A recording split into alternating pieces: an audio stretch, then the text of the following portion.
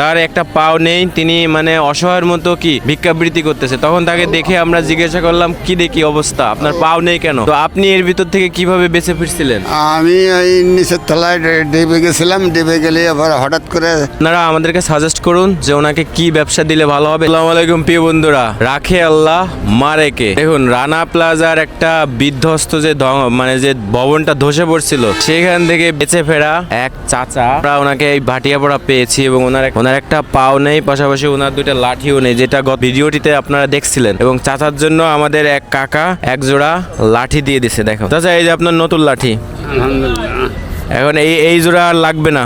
এখন আপনার এই যে নতুন লাঠি দেওয়া হলো, এটা দিয়ে আপনি সুন্দরভাবে চলাচল করতে পারবেন। এবং চাচাকে গত ভিডিওতে বলা হয়েছিল যে আপনি মসজিদে থাকার কথা, উনি কিন্তু আমাদের কথা রাখছে এবং ওনাকে আমরা একটা ছোটখাটো ব্যবসা হোক বা চা দিয়ে আমরা ইনশাল্লাহ একটা ব্যবসা ধরায় দেওয়ার কথাও বলছিলাম আপনাদের।